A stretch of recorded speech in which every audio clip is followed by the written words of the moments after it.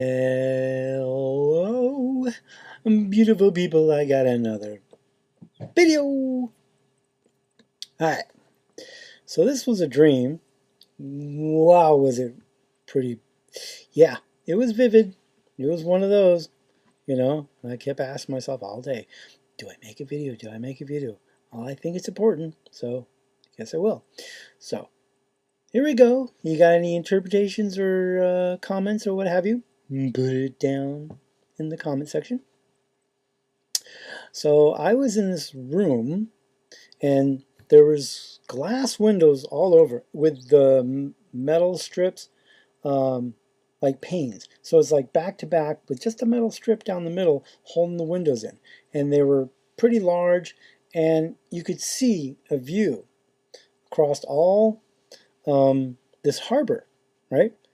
And you could look out and you could see a channel, and that leads out into a bay, or a channel in a harbor that leads out to a bay that goes to the ocean. Okay, so there was ships and there's shipyard and there was docks and everything else, um, and the room was white, and I was looking out, and it sat up pretty high. I mean, 100 feet or so over the shipyard, so like a shipmaster's office where they could see out over everywhere.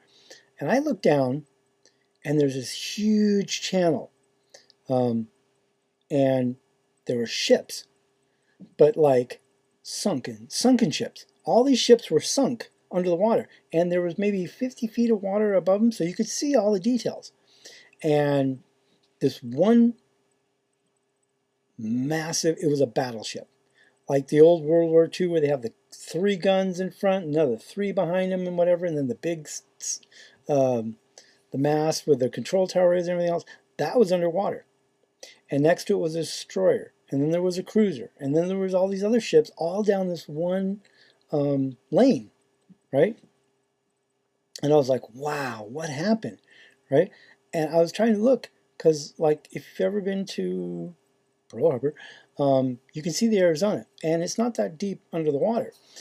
Uh, and you can take a boat out there and see it and stuff like that. And it was kind of like that, but it wasn't Pearl Harbor. I mean, it was some other place.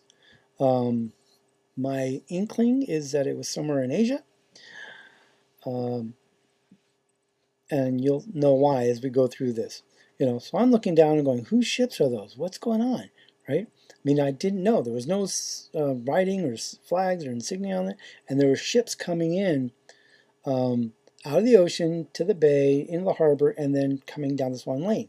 And in this one channel, there was enough room for all the ships coming in to go single file, one behind another, to come in to port. And I didn't know if they were ours or somebody else's. There was no, like I said, no flags, no insignias, no labels, nothing. I was kind of like concerned because I was like, what? Then the person with me says, no, they're ours. I'm like, okay, good. Because I didn't know if, hey, sunken ships, and is there an enemy attacking us, whatever, you know. And so then I turned around and I was handed a rifle, right? And I was trying to fit this silver thing on the barrel. And I'm like, this isn't really a silencer. What is this thing, right? And I look at it and look at it. I couldn't figure it out. Came to me later. It's the mouthpiece to a trumpet. It has a circular part that narrows down into a pipe, and that pipe fits into the trumpet. So I'm like, wow, okay.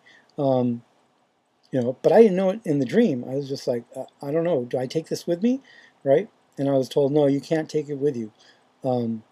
So we had to walk over to this desk, and there was this girl with me who was Asian. She was like an interpreter, a guide, something, you know. And there's this desk with a man standing behind it in uniform, and it was kind of a bluish gray, whatever, and he had a tag on him like a flag, but I didn't recognize it. I did see the color yellow, but I didn't know what country or whatever. And I walk over to the desk, and there's like a plexiglass up on top, and he's standing behind it. And you know, he says, "Let me see your ID." And I'm thinking, oh, I have to have a passport or something, right? Am I in a foreign country? I don't know. He goes, no, just your driver's license and ID, right? And I'm thinking, well, that's weird. So I put it down on the desk. He looks at it, and then the girl says, "Hey, we've got to go. It's time to go," you know. And there was a door on the other side, and so we're rushing and rushing, and the man, in a very thick Asian accent, but in English, he said, "Don't forget your ID." And I said, "Okay, I got it." He goes, "Oh, and this other card that's right next to it. Same size, like a business card, but there was writing on it, and there was bright colors, right?" And I said, "Oh, okay." I took my ID, and I go, "What's this other card?" He goes, "Well, you'll need that. You'll have to give that to somebody else." I'm like, "Okay." You know, and then the girl grabbed my hand and says, "No, we really got to go." And we started running to the door, and then I woke up. There's a lot of symbolism in this. War at sea. Is there going to be another FF? You know, is there a trumpet blast? And I saw, okay, my ID gaining me access to be able to go through the door. Think of Revelations chapter 4, you know, and then this other card with additional information, but I couldn't see it or do anything with it until I got through the door, you know. So what does it mean? I don't know. You tell me.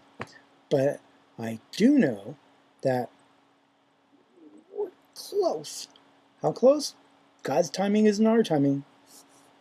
But there's an inkling, you know, in my spirit. It's like, come on, we gotta go. It's time.